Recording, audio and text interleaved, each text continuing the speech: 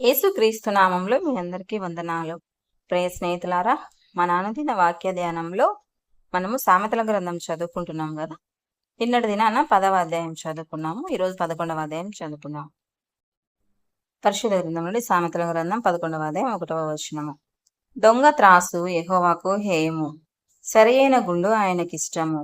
అహంకారము వెంబడి అవమానము వచ్చును, వినయము గల వారి యొద్ద జ్ఞానమున్నది. యథార్థవంతుల యథార్థత వారికి త్రోవ చూపించును, ద్రోహుల మూర్ఖ స్వభావము వారిని పాడు చేయును. ఉగ్రత దినమందు ఆస్తి అక్కరకు రాదు, నీతి మరణము నుండి రక్షించును. యథార్థవంతుల నీతి వారి మార్గమును సరళము చేయును, భక్తిహీనుడు తన భక్తిహీనత చేతనే పడిపోవును. యథార్థవంతుల నీతి వారిని విమోచించును, విశ్వాసఘాతకులు తమ దురాశ వలననే పట్టబడుదురు. భక్తిహీనుడు చనిపోగా వాని ఆశ నిర్మూలమగును, బలాఢ్యులైన వారి ఆశ భంగమైపోవును. నీతిమంతుడు బాధ నుండి తప్పింపబడును, భక్తిహీనుడు బాధ పాలగును.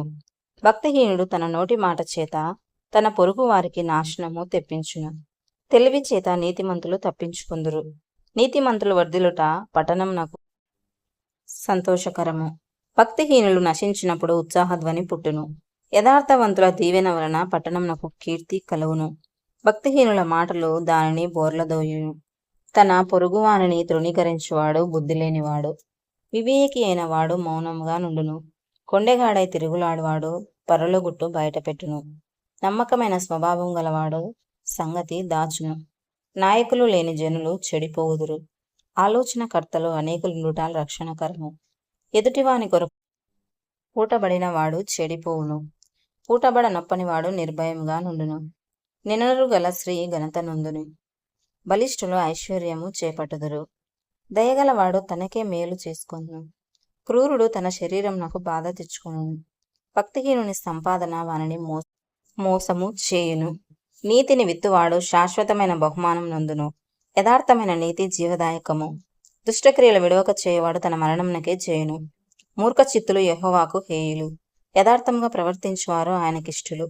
నిశ్చయముగా భక్తిహీనునికి శిక్ష తప్పదు, నీతిమంతుల సంతానము విడిపింపబడును.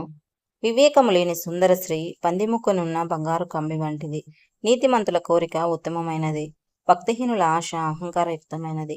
వెదజల్లి అభివృద్ధి పొందువారు కలరు, తగిన దానికన్నా తక్కువ ఇచ్చి లేమికి వచ్చువారు కలరు. ఔదార్యము గలవారు పుష్టి నొందుదురు, నీళ్లు పోయేవారికి నీళ్లు పోయబడును. ధాన్యం బిగబట్టు వానిని జనులు శపించెదరు, దానిని అమ్మువాని తలమీదికి దీవెన వచ్చు. మేలు చేయగోరువాడు ఉపయుక్తమైన క్రియ చేయును, కీడు చేయగోరువానికి కీడే మూడును.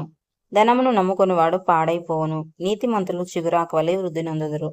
తన ఇంటి వారిని బాధపెట్టువాడు గాలిని స్వతంత్రించుకొనును, మూఢుడు జ్ఞాన హృదయులకు దాసుడగును.